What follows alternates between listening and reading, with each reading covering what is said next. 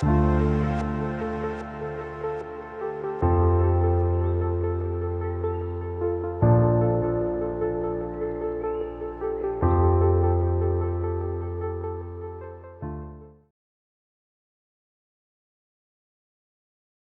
existen iglesias perfectas, pero sí iglesias saludables. Juntos lucharemos para que la IBB San Rafael sea una iglesia saludable, generosa y piadosa. Cuando uno era más joven, chiquito, ¿verdad? Uno en la escuela lo ponían a escoger el presidente. Y usted se ponía de acuerdo con su círculo de amigos y uno decía, vamos a votar por él. Y venía, ¿quién para presidente? Y cuando votaban primero por otro, y solo quedaba usted con sus amigos, usted lo traicionaba y votaba por el otro. ¿Qué va a hacer Judas? ¿Por qué? Porque todo el mundo votaba por ese. Nunca faltaba el que se mandaba de presidente, vicepresidente, secretario. Lo escogían de vocal por insistencia, al final pobre, ¿verdad? ¿Sabe? Comúnmente, también es cuando dice que levante la mano quién no hizo o quién hizo la tarea. Y si usted la hizo, pues nadie más le levanta, usted no la va a levantar, ¿verdad? Va a quedar ahí como el que no quiere hacerlo. La presión, hermanos. Comúnmente la presión de las personas para la toma de decisiones es significativa. Sobre todo si llevar la contraria puede padecer algo que crea un estigma en nosotros. A nadie le gusta quedar como el rechazado, como el diferente, como el que no calza. Pocos asegurarían que disfrutan ver a amigos ponerse de acuerdo y saber que no ha sido invitado. De por sí ni siquiera quería ir, ¿verdad? Decimos tratando de que la situación no nos afecte. Es una fiesta ahí donde Beto y todo el mundo va y no, yo no quería ir, pero no nos gusta eso. Queramos o no, nuestro entorno nos afecta. El problema es cuando ese entorno y el interés por lograr lo inmediato nos lleva a decisiones de las que luego nos podríamos arrepentir. ¿Cómo lidiar con eso? Bueno, en nuestro mensaje número 101 del Evangelio de Marcos, hablaremos de un actor de reparto del que todos recordamos un momento particular de su vida. Hoy hablaremos del gobernador de Judea en los tiempos de Jesucristo, Poncio Pilatos. Le invito a ir a su Biblia, a Marcos, el capítulo 15. Marcos 15, leeremos los versículos del 6 al 15. Comenzamos.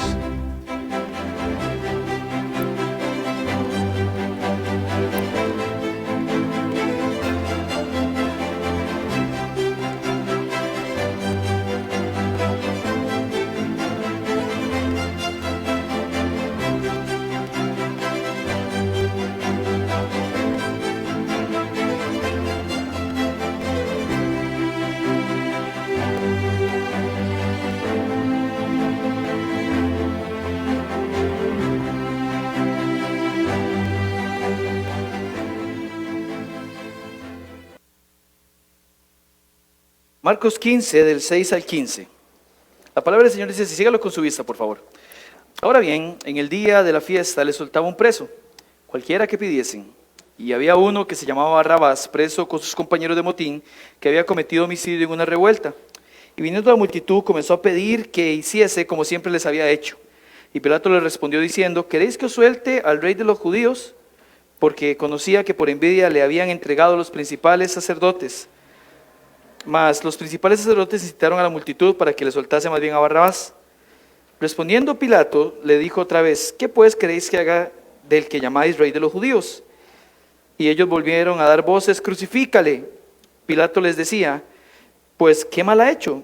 Pero ellos gritaban aún más, crucifícale. Y Pilato, queriendo satisfacer al pueblo, le soltó Barrabás y entregó a Jesús después de azotarle para que fuese crucificado. Podemos tomar nuestro lugar. Dios bendiga su palabra. Amén. Y quiero pedirle a los hermanos que están en la transmisión, amigos, que usted cuando le pedimos y afirma algo que decimos que es amén, puede escribir amén también ahí. Usted no es alguien pasivo nada más aquí que está viendo. Hermanos, contexto, un poquito de contexto para los que no tienen, ¿está bien? El versículo 5 nos dejó con Pilato interrogando a Jesús. Pilato está escuchando atentamente a Jesús, ha de ser como a las 5 de la mañana en esa conversación. Pilato ha preguntado qué es la verdad y hemos visto cómo él no sabía responder a esta pregunta. Ahora, en medio de ese primer juicio, alguno de los principales mencionó que Jesús era Galileo. En la enseñanza anterior nos enfocamos en explicar cómo estaba dividida la geopolítica en aquellos tiempos, así que no lo detallaremos mucho. Solo decir que Herodes Antipas tenía a su cargo Galilea y Pilato gobernaba Judea. Pilato gobernaba la parte sur de Israel y Herodes Antipas la parte norte. Jerusalén, donde está siendo juzgado el Señor, es parte del sur, es parte de Judea. y Jesús era de Galilea, la parte norte. Por este motivo, y para evitar conflictos delante de Tiberio el emperador, Pilato envió a Cristo a Galilea para que fuese juzgado por Herodes Antipas. Ahora, este relato solo se encuentra en Lucas, pero vale la pena su mención. Eso es lo que está pasando entre Marcos 15:5 y Marcos 15:6. Ahora, no fue enviado hasta Galilea, porque Lucas 23:7 explica que Herodes estaba en esa época en Jerusalén. Dios todo lo tiene controlado. Si hubiera tenido Jesús que ir hasta Galilea, quién sabe cuánto hubiera durado y no hubiera podido cumplir haber sido sacrificado para la Pascua. Pero Herodes estaba en Jerusalén. Entonces lo envió a donde Herodes, y una vez con Herodes, dice Lucas 23:9, le hizo muchas preguntas que usted puede ver en la pantalla, pero el Señor lo respondió. Por esta razón Herodes, que era una persona cruel y déspota, dice la Biblia que le menospreció y escarneció y volvió a enviarle a Pilato. Y en el versículo 12 de Lucas 23 dice que y se hicieron amigos Pilato y Herodes aquel día, porque antes estaban enemistados entre sí. Yo le recomiendo en su Biblia poner a la par del subtítulo de Marcos 15:6, ahí Lucas 23:7, para que usted cuando esté leyendo esto en otra ocasión se acuerde y vaya a este momento. ¿Por qué se hicieron amigos? Porque estaban enemistados, porque Herodes era idumeo y Pilatos era romano, pero ahí terminaron haciéndose amigos. Y bueno, Pilato en este momento, hermanos, está con el tercer y último juicio de Jesús por parte de los gentiles. Ya ha pasado por 3 juicios judíos y aquí estará cerrando un ciclo de juicios. Pilato tiene en su mano una oportunidad única. Él debe tomar la decisión de sentenciarlo o de no hacerlo. Y a eso entramos hoy. Era el 6º juicio y último del Señor. Pilato en sus manos tiene una decisión que hacer. Dice nuestro punto número 1 en nuestro bosquejo: Pilato conoce la verdad. Versículo 6, otra vez, Marcos 15:6. Ahora bien, en el día de la fiesta le soltaba un preso cualquiera que pidiesen. Dice que había una costumbre que en la Pascua le soltaran a un preso, cualquier persona que ellos pidiesen.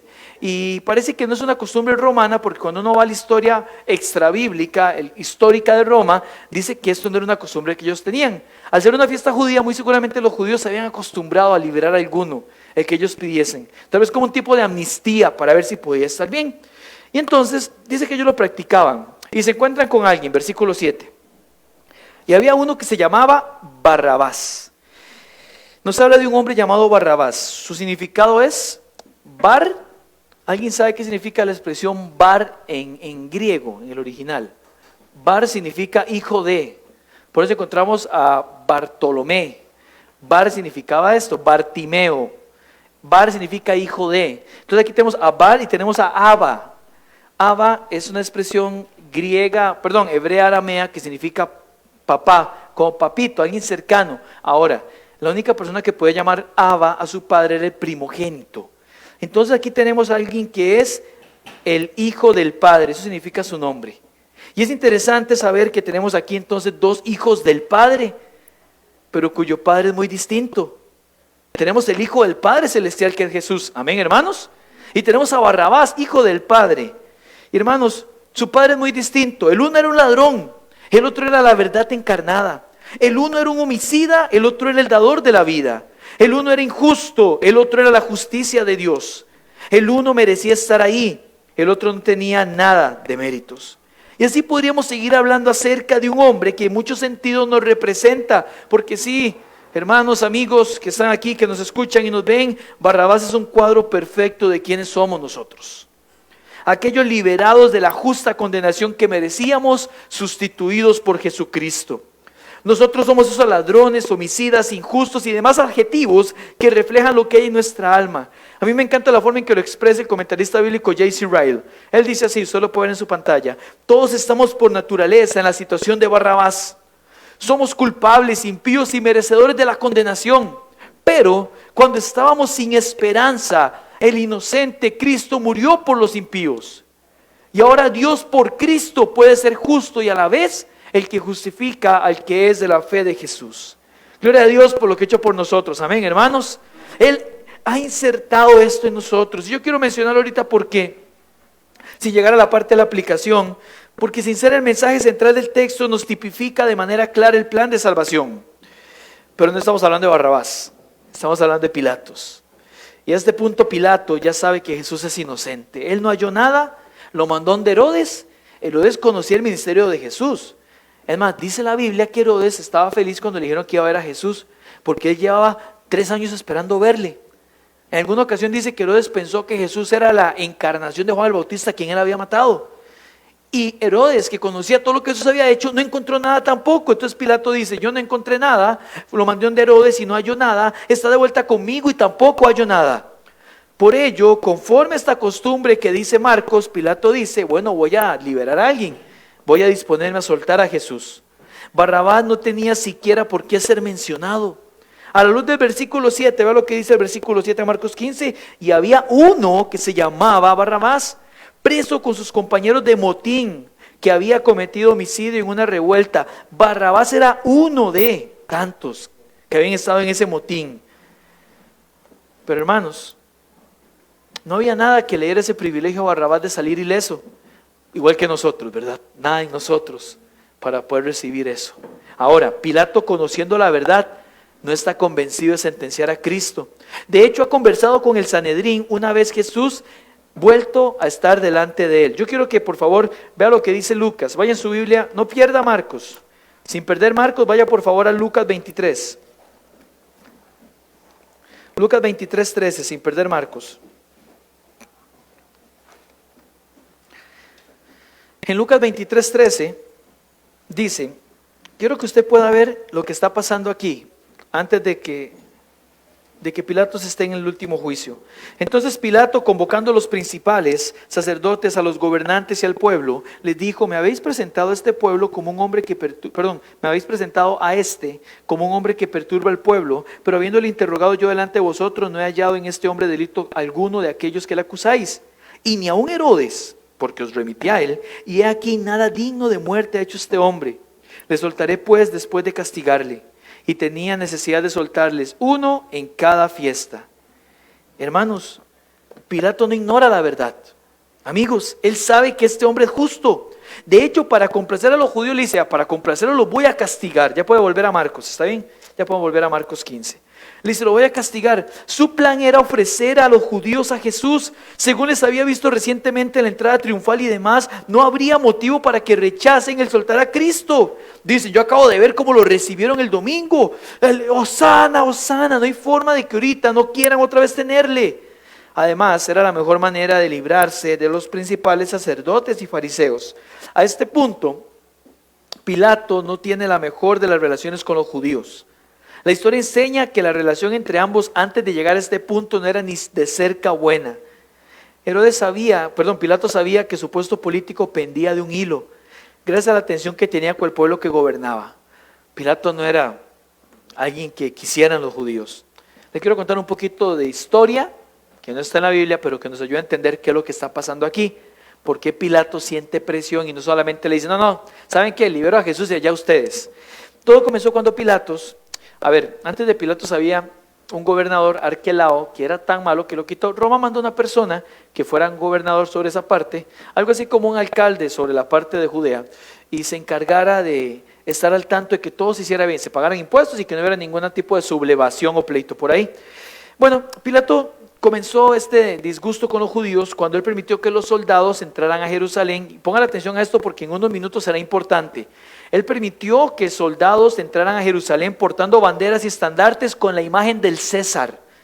Los judíos consideraron tales imágenes como idolátricas. El pueblo, indignado por las acciones irreverentes de Pilato, se desplazó hasta el cuartel general del gobernador en Cesarea para quejarse. Dice que se fueron a quejar y tras 5 días dijo Pilato, ok, nos vamos a reunir en el anfiteatro de la ciudad. Y cuando se reunieron en el anfiteatro, dice que Pilato rodeó con sus soldados para decir a los judíos, voy a matarlos aquí mismo si siguen manifestándose. Están haciendo una huelga. Los judíos se negaron a dar marcha atrás. Dice que los judíos hicieron una seña, descubriéndose el cuello y haciendo así, ¿verdad? Como el de un sticker de esta semana que hay un grupo ahí, así se hicieron, como diciendo, mátenos. Y Pilato, cuando se dio cuenta que no podía hacer nada, dice que terminó cediendo y quitó los estandartes con la imagen de César. Ahora, en otra ocasión posterior, Pilato tomó fondos sagrados de la tesorería del templo para construir un acueducto en Jerusalén. ¿Qué hizo el pueblo? Se volvió a amotinar otra vez en respuesta, y el gobernador mandó a los soldados a disfrazarse de civiles y los simió entre la multitud, ordenándoles atacar a los que protestaban con palos. O sea, estaban ahí protestando y los estaban entre la multitud y metió un golpe. Eso lo mandó Pilatos. En Lucas 13:1, y usted lo puede ver, Lucas 13:1 está en su pantalla, hace referencia a una ocasión similar en la que los soldados de Pilato masacraron a un grupo de judíos galileos mientras estos ofrecían sacrificios en el templo. Esa brutalidad sirvió para alimentar el resentimiento del pueblo hacia Pilatos. Y uno más, otro conflicto estalló cuando Pilato insistió en poner escudos cubiertos de oro en honor a Tiberio César en el palacio de Herodes en Jerusalén. Una vez más los judíos se sintieron muy ofendidos al ver los escudos como algo idólatra y pidieron a Pilato que lo retirara. Y Pilato, ¿saben qué hizo? Se negó. Fue tal que los judíos hicieron una expedición para irse a Roma y hablar en ese momento con el emperador. Apelaron directamente a César. Y César, que era en ese momento para ellos como un dios, se indignó a tal punto que le dijo: Pilato, deje provocar el pueblo, retire esos escudos. Como usted puede ver, la relación de Pilato con los judíos no era lo más tranquila que había. Estaba a un paso a ser destituido. Roma amaba que en sus territorios conquistados no hubiera conflictos, pero sabía lo que los conflictos provocaban. Así que era mejor destituir un gobernador que oprimir un pueblo completo. Por ello en Juan 19:12 los judíos le dicen a Pilatos: si a este sueltas, no eres amigo de César. La manipulación completa. Entonces Herodes, que ya conoce la verdad, dice: esta es la manera de librarme de esto, y no será mi responsabilidad. Versículo 8. Y viniendo la multitud, comenzó a pedir que hiciese como siempre les había hecho. La multitud comenzó a pedirle: suelte a alguno, todo marcha bien para un hombre que conoce lo que debe hacer. Pilato dice: tengo que librar a Jesús. Versículos 9 y 10. Dice: y Pilato le respondió diciendo: ¿queréis que os suelte al rey de los judíos? Porque conocía que por envidia le habían entregado a los principales sacerdotes. Hermanos, Herodes quería librar a Jesús. Aquí termina de ser claro esto. No es un hombre piadoso, ni mucho menos, pero sabe que Jesús es inocente. Nos cuenta Mateo, en Mateo 27:19, lo pone en su pantalla, que además de esto dice: y estando él sentado en el tribunal, su mujer le mandó a decir: no tengas nada que ver con ese justo, porque hoy he padecido mucho en sueños por causa de él. Por ello ofrece a los judíos: ¿quieren que le suelte a su rey? Ese es un hombre que conoce la verdad, Pilato. Pero aquí la historia de un giro inesperado. Punto número 2 de nuestro bosquejo: Pilato defiende la verdad. Pilato defiende la verdad. Versículo 11. Mas los principales sacerdotes incitaron a la multitud para que le soltase más bien a Barrabás. Opa, esto no estaba en el plan de nuestro actor de reparto de hoy. Él conocía cómo eran los judíos, pero claramente no pensaba que llegarían a esto. Ahora, esto hay que decirlo: nada de lo que ha pasado, está pasando, pasará, ha salido del plan de Dios. Amén, hermanos. Pero eso no quita responsabilidad humana. La soberanía de Dios no anula la responsabilidad humana, más bien la establece. Los principales han sublevado al pueblo para que pida la libertad de un asesino, de un revoltoso. ¿Se imaginan? Son capaces de infringir más de sus propias creencias. Ellos creían en la pena de muerte cuando alguien mataba, pero aquí no aplicaba. Ellos decían: ojo por ojo, diente por diente. Si Barrabás era un asesino, debía morir, pero aquí parece que no aplicaba. Y entonces Pilato comienza a hacer algo que no era muy característico de él. Él quiere defender a Jesús de la muerte. Versículo 12 dice así: y respondiendo Pilato les dijo otra vez: ¿qué pues queréis que haga del que llamáis rey de los judíos? Versículo 13. Y ellos volvieron a dar voces: crucifícale. Pilato les decía: pues qué mal ha hecho. Pero ellos gritaban aún más: crucifícale. Hermanos, ambos versículos en el original, en el 12 y el 14, inician con un pero. O sea, es Pilato tratando de defender de alguna manera la verdad. Está en una réplica: pero es que, ¿cómo lo voy a matar? ¿Pero qué quieren que haga? Crucifícale. Pero no ha hecho nada, pero crucifícale. Pilato se ha dado cuenta del gran error que podría cometer al condenar a un hombre inocente. Ahora, aun siendo un hombre pagano, Pilato es consciente de la verdad. Hermano, la verdad no es menos verdad entre los que no creen. Amén. Verdad es verdad. Pilato dice en el versículo 12 que les preguntó qué querían que hiciera con su rey. Esto debía pesarles. Un hombre pagano era capaz de reconocer la verdad por encima de aquellos que decían tenerla y proclamarla. Pero no solo eso, ha tomado partido y Pilatos comienza a defender a Jesús. En el versículo 13 dice: y ellos volvieron a dar voces: crucifícale. Wow, vemos al pueblo no solo con ganas de que Jesús sea condenado, sino la clase de condenación que ha de sufrir, ser crucificado. Pues claro que esto está en los planes de Dios. Pero le pregunto, ¿eran conscientes los que estaban en ese gentío de que este tipo de muerte era el plan de Dios? Yo diría que no. Los que decían, crucifícale porque es el plan del Padre, no hacían eso. Su anhelo no era ese. Su corazón estaba eufórico y sin mayores argumentos gritaban para que Cristo fuese crucificado. Ellos se dejaron llevar por la euforia. No es como que fuera un juicio que llevaba semanas, aunque sea unos cuantos días, meses, no. Ellos no comprobaron nada de lo que el Sanedrín les mencionó. Estaban pidiendo la muerte más brutal para Cristo. ¿Sabe cuál es el tema? Que a veces hablamos de la cruz como cualquier cosa, hermanos. Yo creo que deberíamos de meditar más en ello. La cruz era la manera más despiadada que existía en aquel tiempo de morir. Era tan despiadada que los romanos decían, nosotros no inventamos eso. O sea, a nosotros no se nos hubiera ocurrido tal vileza. Dice, eso se le ocurrió al imperio asirio allá por el siglo V. La crucifixión era tan mala, que los judíos dicen, nosotros no podemos matar a nadie así. Los judíos mataban a las personas con lapidación, tirándole piedras, pero crucifixión no. Era lo peor que había. Y hay un pueblo pidiendo eso. Wow. Dejándose llevar por la euforia y diciendo cosas de las que luego se arrepentirán. Versículo 14, Pilato insiste en que Jesús no ha hecho nada. Le dice, Pilatos, pues qué mal ha hecho. Él insiste que no ha hecho nada. Pero el pueblo gritaba aún más. ¿Cómo es que este pueblo que le había recibido el domingo, hoy viernes le está condenando? Bueno, entre muchas otras razones, dice William Hendrickson, parte de la respuesta es la volubilidad e inestabilidad del corazón y la mente humana cuando obran sin la gracia regeneradora. Permítame repetir eso. Parte de la respuesta es la volubilidad e inestabilidad del corazón y la mente humana cuando obran sin la gracia regeneradora. Una persona sin la gracia divina es sumamente inestable. Su vida es como una ola. Y esa inestabilidad se terminó por manifestar no solo en el pueblo, sino en el propio Pilato. Punto número 3 de nuestro bosquejo. Pilato sucumbe. Versículo 15. Y Pilato, queriendo satisfacer al pueblo. Yo quiero que veamos el compendio de lo que aquí sucede con el aporte de los otros evangelistas. Apunten nada más las citas, porque no le va a dar tiempo de escribir todo, pero para que tengan las citas ahí las vamos a proyectar. Mateo 27, 24 y 25 nos cuenta, o sea, estos son los relatos paralelos al de Marcos que estamos leyendo. En Mateo 27, 24 y 25 nos cuenta que Pilato se lavó las manos.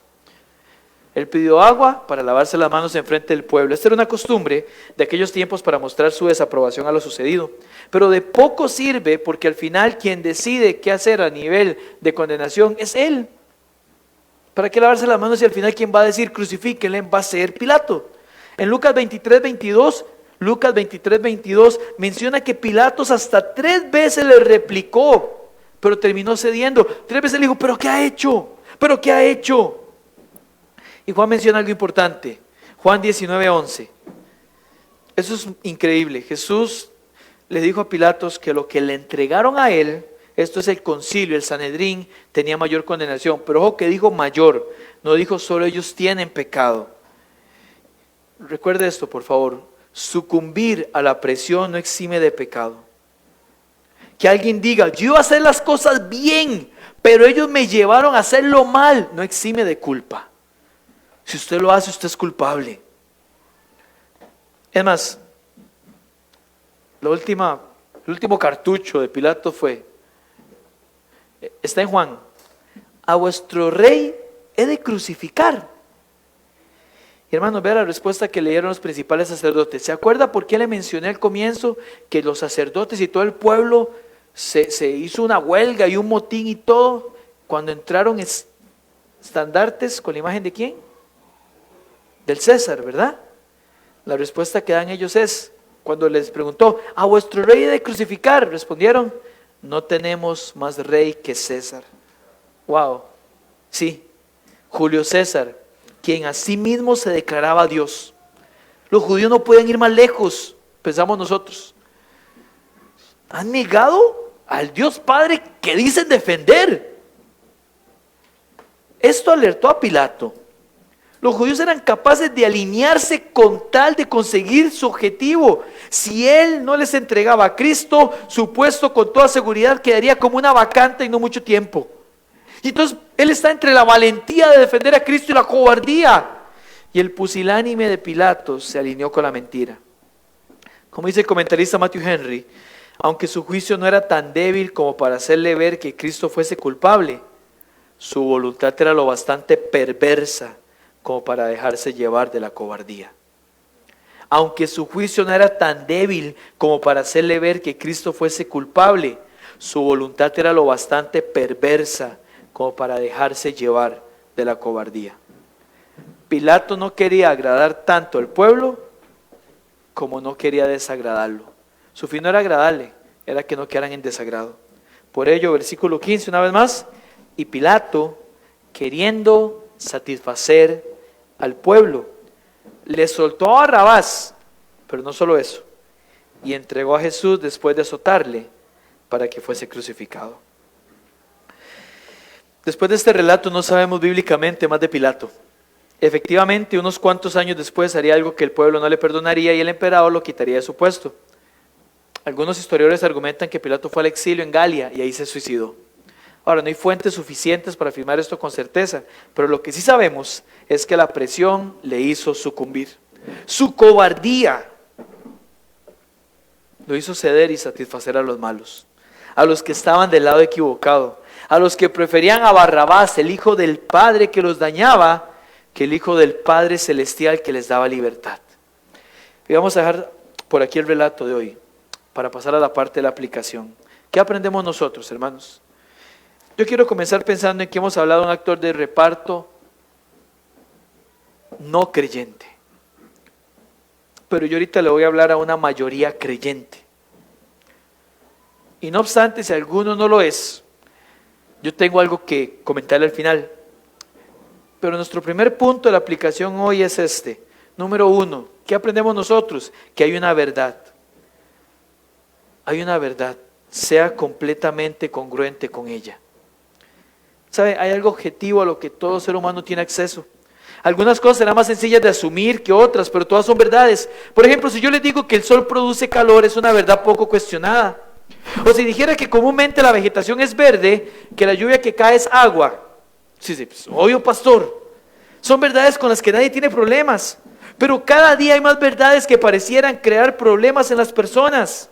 Verdades que las personas ya no están dispuestas a validar. Y verdades que muchos creyentes parecen no están dispuestos a defender.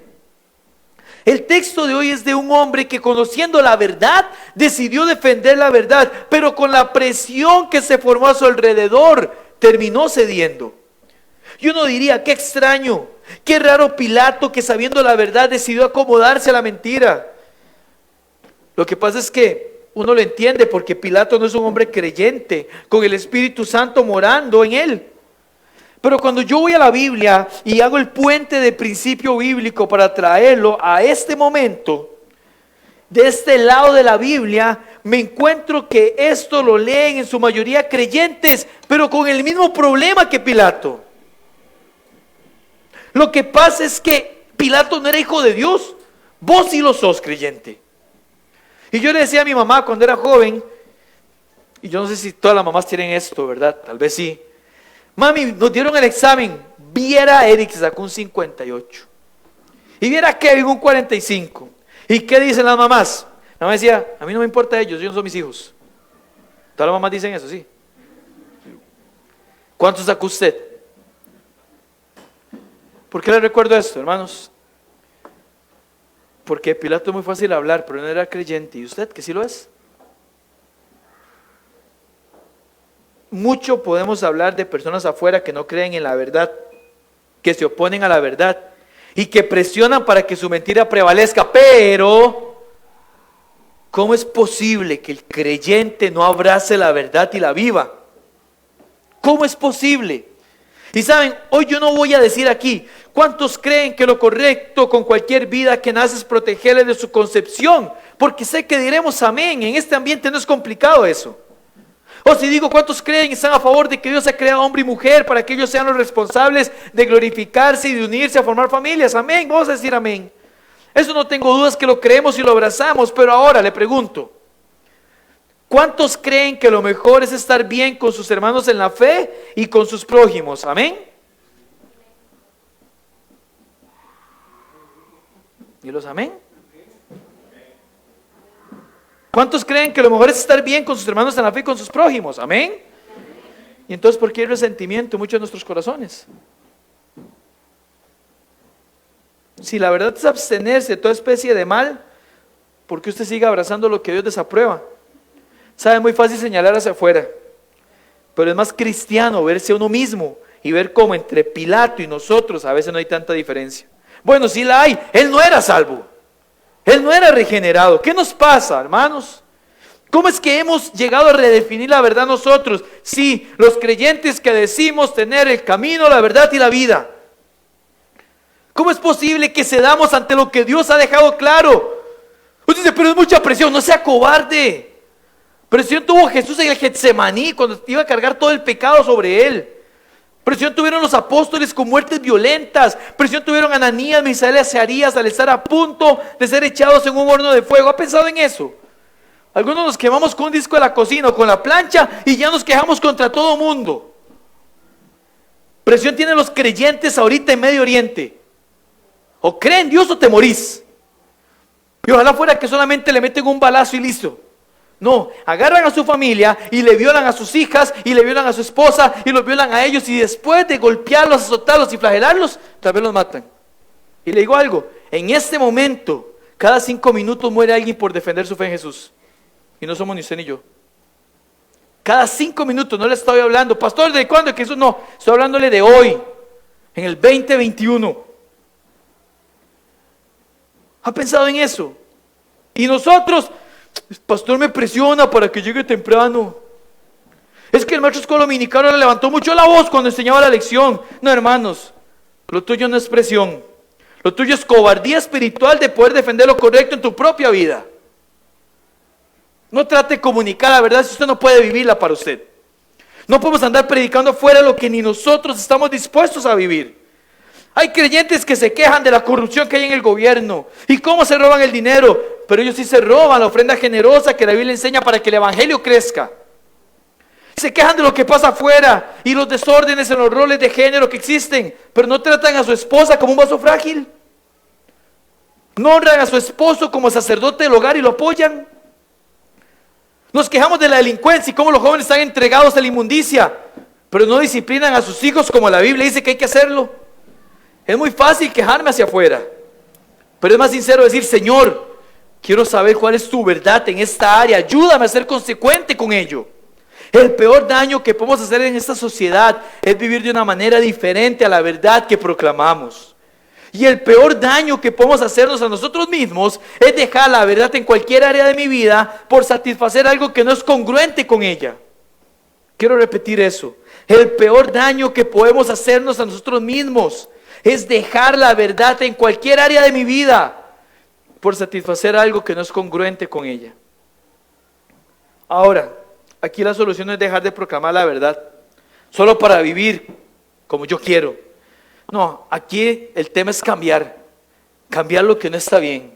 Amén, creyentes. Aquellas cosas que no son congruentes con lo que la Biblia enseña y ser íntegro en aplicarlo a mi vida. ¿Cuánto daño causa cuando alguien denuncia algo y aparece otro y le saca un trapo sucio por ahí?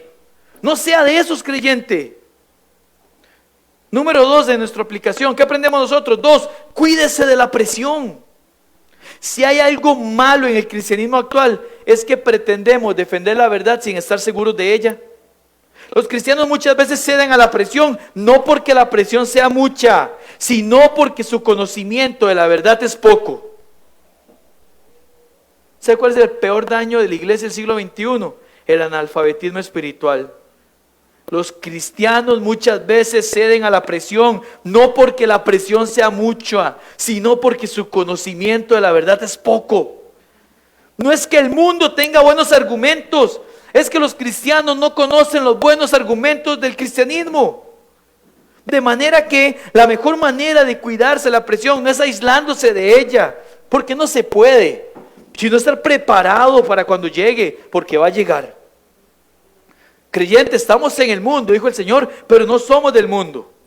Y Jesús le dijo, yo no le voy a pedir, Padre, que lo saque del mundo. Le voy a pedir que los guarde del mal. ¿Y saben cómo nos guarda del mal? Según Juan 17, 17, santifícalos en tu verdad. Tu palabra es verdad. La oración de Cristo es que el Padre nos guardara santificándonos en la verdad. Su palabra es verdad. ¿Quiere saber qué responder cuando quieren hacerle participar de una celebración, de una fiesta o cualquier lugar que usted sabe que no estará expuesto a nada bíblico ni correcto? Vaya a la palabra. ¿Quiere saber qué responder cuando quieren hacerle sentir mal y su deseo era llegar y decir 4 cosas? Quédese callado y vaya a la palabra. ¿Quiere saber qué responder cuando se le pide hacer algo en su trabajo que vaya en contra de su integridad cristiana? Vaya a la palabra. No busque satisfacer a las personas a costas de negar la obra de Dios en su vida. Y no haga como aquel muchacho en alguna ocasión que me dijo, pastor, dije que no iba a ir a esa fiesta. ¡Ay, qué bueno! Si yo le dije, el pastor no me deja. Claro, era un joven que estaba comenzando en cristianismo. Gente que es que la religión no me lo permite. No. Asuma su posición, creyente. Diga, es que yo tengo convicciones y ir a ese lugar no es compatible con lo que creo. Y ya. No, es que ese es un lugar donde yo creo que puedo glorificar, es como glorificar a Dios. Sí, porque yo creo que toda mi vida está vivida para glorificar a Dios. Y en ese lugar no lo puedo hacer. Hermanos, no trate de agradar a las personas que no conocen de Jesús. No trate de calzar con personas que no persiguen sus mismos propósitos. Si usted conoce la verdad, no la venda, defiéndala, y para defenderla, conózcala. ¿Y sabe cómo se conoce? Abrácela todos los días. Todos los días agarre su Biblia y abra y diga, Señor, háblame por favor. Pero pida con fe, no dudando, dice la Biblia. ¿Sabe? Esta semana estamos leyendo como iglesia 1 de Samuel, y muchos descubrieron en 1 de Samuel 3, yo lo llamo así, una pepita de oro. 1 Samuel 3 dice que Elí cometió un error, y el error de Elí fue no estorbarle a sus hijos. ¡Wow! Y yo vi gente comentando, y en el grupo de liderazgo lo comentamos de la iglesia, y por ahí alguien me contó que en otro grupo dijo, yo aquí estoy viendo que un error de papá es no poder estorbar a sus hijos. Yo le digo una cosa, hijo es hijo, y usted es autoridad, y siempre lo va a hacer. Y mientras vivan bajo el techo de su casa, las reglas usted las pone, papá, mamá, nadie más. Se enoje quien se enoje, brinque quien brinque. Y si un hijo no quiere obedecer al Señor, que dice, hijo, te amo, pero yo estoy primero para ser leal al Señor y su palabra. En este hogar no se puede vivir así. Eso es lo que tiene que hacer un papá. Eso lo descubrimos en la lectura de 1 Samuel 3. La importancia de instruir al hijo, inclusive llegar a estorbarles. Le digo una cosa, yo estoy casado, tengo mis hijos, lindos por cierto, ¿verdad? Amén. Ningún papá ve feo a sus hijos, ¿verdad? Pero los míos sí son bonitos, salieron a la mamá. Pero en este momento yo puedo y tengo que seguir recibiendo instrucción de parte de mi mamá, aunque yo no vaya con ella. Mi mamá puede seguir y tiene que seguir estorbándome cuando yo no quiero hacer las cosas bien. Aquí tenemos un muchacho, buen mozo, que pronto se nos casa. Pero su mamá va a seguir siendo su mamá y va a seguir ahí. Y gloria a Dios por eso. Hermanos, ¿sabe cómo descubrimos eso? Leyendo la Biblia. Papás diciendo, vea lo que está aquí. ¿Sabe por qué? Porque en la palabra está la verdad. No hay atajos para lo que le voy a decir. Por favor, escuche bien esto. Los creyentes que ceden al mundo comúnmente son creyentes perezosos. Los creyentes que ceden al mundo comúnmente son creyentes perezosos, que no quieren leer la Biblia, que no quieren orar, que no quieren servir, que no quieren ayunar, que no quieren disponer su tiempo para la obra de Dios, que no quieren hacer nada para Dios. La inmadurez espiritual es la muestra más clara de la pereza espiritual que contagia a tantas personas en la iglesia. Y le digo una cosa, esta iglesia no puede ser así, amén. La IBB San Rafael no puede ser así. No podemos descuidarnos. Por eso, hermanos, ahí seguimos siempre. Algunos dirán, ay pastor, otra vez usted, no importa, y le sigo mandando. Hermano, ¿dónde está su lectura? ¿Dónde está su versículo? Hermano, ¿por qué no se conecta? ¿Por qué no llegó el domingo a la tarde? Hermano, hace falta. ¿Por qué, hermanos? Porque realmente nos interesa su vida. No estamos haciendo actividades bíblicas toda la semana porque no tengamos nada más que hacer. Es porque vemos que esto es lo más importante para hacer. Por ello aproveche los tiempos que la iglesia dispone para su crecimiento. ¿Sabe? Esta semana un hermano que por un tema de distancia va a estar congregándose en otra iglesia, nos dijo en el estudio bíblico, ustedes deben valorar lo que tienen, no lo den por sentado. No hacemos una oración todos los días solamente porque queramos hacerla. La hacemos porque usted y yo ocupamos orar juntos como iglesia.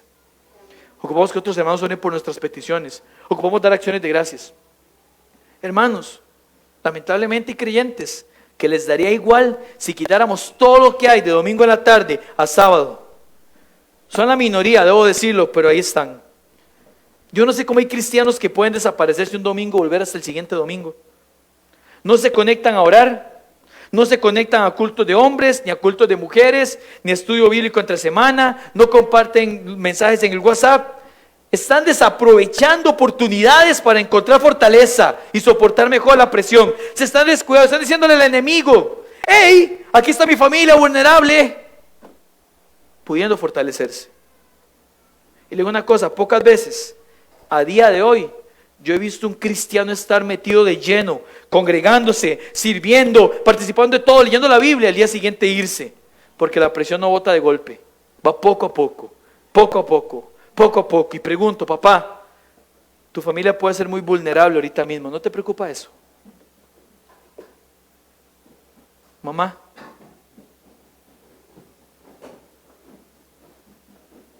les ponemos suetas para cubrirlos del frío, pero le dejamos desnudo su alma para que Satanás los despedace.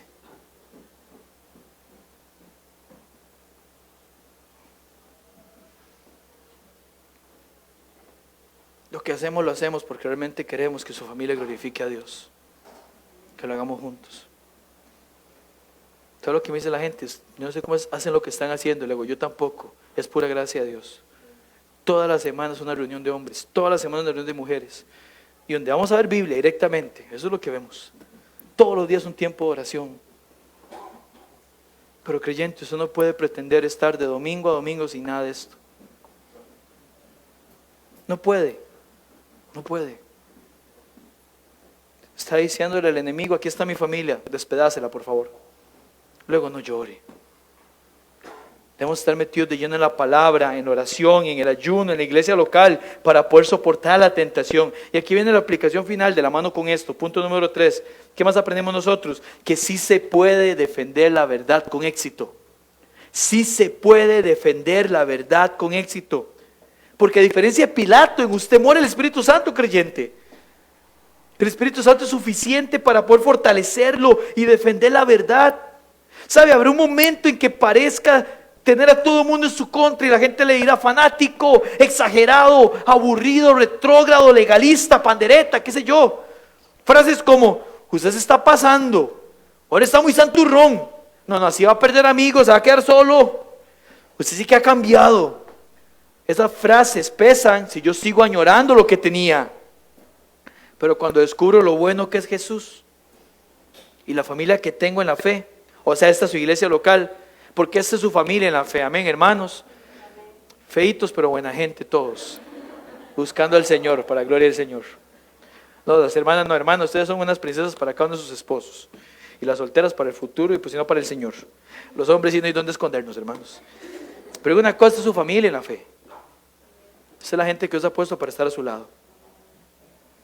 Cuando yo descubro lo bueno que es Jesús y esta familia, la iglesia local donde Dios me ha colocado, y me doy cuenta que el Señor es suficiente y que ninguna aflicción presente es comparable, decía Pablo, con la gloria que nosotros ha de manifestarse. Entonces esas frases no me matan, me demuestran que algo estoy haciendo bien. Yo era una persona antes que me dedicaba a un montón de cosas que no agradaban a Dios, y ahora me dice, ¿cómo ha cambiado? Usted debería decir, wow, gloria a Dios, se nota que Dios ha hecho algo en mí. Y decía Pablo en Gálatas, y por favor llévese este versículo de Gálatas 1:10. Decía Pablo en Gálatas, ¿a quién quiero agradar? ¿A Dios o al hombre? Si yo busco agradar al hombre, no puedo decir que vivo para Jesús. Pilato quiso agradar al hombre, y esto demostró que no vivía creyendo realmente que Jesús era rey. Te pregunto, ¿a quién querés agradar? Pastor, pero es que si yo le digo que no, mis familiares, mis amigos, mis compañeros de trabajo, si me pongo lo que dice, me quedaré solo. No. Nosotros cantamos un corito que dice: solo no estoy, Jesús está a mi lado. Amigo fiel que no me dejará. Solo no estoy en tempestad o en calma. Mi buen Jesús, con todo, con su mano me sostendrá. Pero le digo una cosa: si su motivación por defender la verdad es traer gloria a Dios, usted va a experimentar algo que no se puede describir. Es un sentimiento de saber que hizo lo que Dios quería que hiciera. El salmista decía: mucha paz tienen los que aman tu ley, y no hay para ellos tropiezo. No hay nada mejor que acostarme sabiendo que estoy haciendo lo que Jesús quiere que haga. Aunque hay una tormenta a mi alrededor, con personas que no entienden. Por favor, no pretenda que gente que no entienda lo que usted tiene, entienda lo que usted entiende. El que no es cristiano no va a entender como el cristiano vive. ¿Por qué? Porque el Espíritu Santo no mora. ¿Sabe lo que le da estabilidad a usted y a mí? El Espíritu Santo de Dios. ¿Sabe qué es lo que hace que la gente le pase algo y se echan a morir y caen en desánimo y todas esas cosas? Es porque, hermanos, sin el Espíritu Santo somos inestables. Pero en el creyente el Espíritu Santo da estabilidad. Porque sabemos que a los que aman a Dios, ¿cuántas cosas? Todas las cosas les ayudan a bien. El Espíritu Santo es el que da estabilidad. Pero usted le digo una cosa: no solo tendrá Jesús, aquí tendrá una iglesia, una congregación respaldándole. Amén, hermanos. Es más, usted es parte de esa congregación. Aquí hay hermanos que esperan recibir de usted ese apoyo, pero también dárselo. A mí me bendice mucho escuchar las acciones de gracias. ¿Sabe por qué todas las oraciones comenzamos con acción de gracias? Porque hay tanto que agradecer al Señor. Yo me gozo con acciones de gracias. Las recuerdo y me gozo. Esta semana una hermana nos compartió una acción de gracias. Yo doy gracias a Dios, porque yo veo que mi papá toda esta semana ha estado tomando la Biblia y leyendo la Biblia con nosotros. Y él ha tomado esa iniciativa. Yo lloraba de la alegría. Esas cosas me llenan de gozo.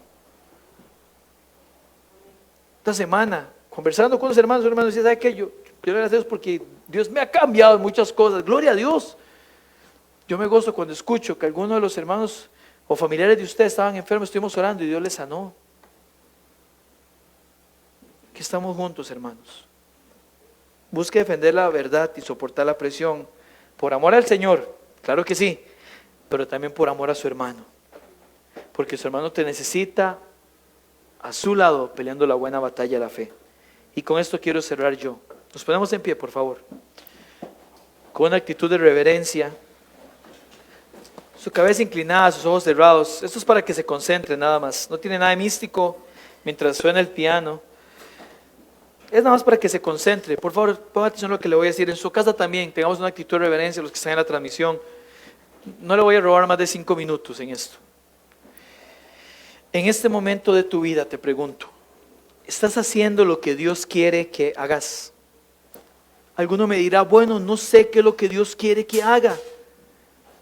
Lo primero que Dios quiere es que le reconozcas como el Señor de tu vida, como el dueño, el amo, el que dirige tus pasos. No se trata de decir: pastor, yo siempre le pido a Dios que me guíe, cuando no estoy dispuesto a caminar por donde Él quiere que lo haga. Muchos dicen: yo creo en Jesús, incluso yo soy salvo, pero su vida no es un reflejo de eso que dicen sus labios. Yo puedo decirles ahorita: yo soy Messi, pero eso no es lo que usted ve. Yo puedo decirles ahorita: yo soy el presidente de este país, pero no es así. Lo que quiero decir con estos ejemplos es que no tiene lógica tratar de engañarnos diciendo que somos algo que a toda luz no es lo que refleja nuestra vida. Por ello te pregunto: ¿es tu vida un reflejo fiel de la obra de Jesucristo en la vida de alguien que se entrega y vive para Él? ¿Es tu vida en este momento un reflejo fiel de la obra de Jesucristo en la vida de alguien que se entrega y vive para Él? Cualquier respuesta fuera de un sí merece que reconsidere si usted es un hijo de Dios. Pero si usted no es un hijo de Dios, hoy es ese día para llegar a ser uno con Jesús, como dice la Biblia. El que se une al Señor, uno es con Él, y donde está el Espíritu de Dios, ahí hay libertad. Yo quiero preguntar: ¿habrá alguna persona que me dice: pastor, yo no estoy seguro de ser hijo de Dios? No siendo que tenga mucho o poco unión a la iglesia. Hay gente que tiene años en una iglesia pero no tiene nada en Cristo. Yo no tengo la convicción genuina de que Jesús sea mi Rey soberano. Yo no le tengo a Él como Señor y Salvador de mi vida. Si es alguien en la transmisión, vamos a ponerle nuestro número de teléfono para que nos contacte. Pero si usted está aquí, dice: pastor, ore por mí. Yo hoy quisiera ser aconsejado por alguien porque ocupo conocer la salvación que solo Jesús ofrece. Levantaría su mano. A mí me gustaría orar por usted si fuera así. ¿Habrá alguna persona así? Que yo no estoy seguro de ser hijo o hija de Dios. Claramente no por soportar la presión, no por defender la verdad así. Si tiene dudas, tenemos consejeros que le pueden atender. ¿Habrá alguna persona así que levantaría su mano? Me gustaría orar por usted.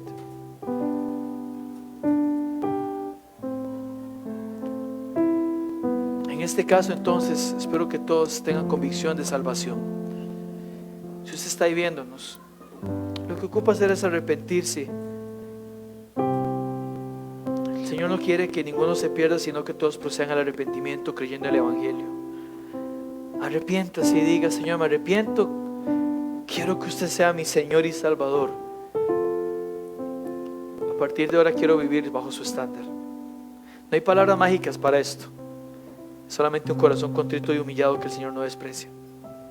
A usted creyente, usted que ya es salvo, sabe, Dios quiere que con el apoyo de su palabra, de la oración, del ayuno, de la iglesia local donde Él te ha colocado, usted esté dispuesto a defender la verdad. Eso espera el Señor de usted. Tal vez usted ha estado fallando en hacerlo. ¿Por qué no le pide perdón ahí al Señor donde está?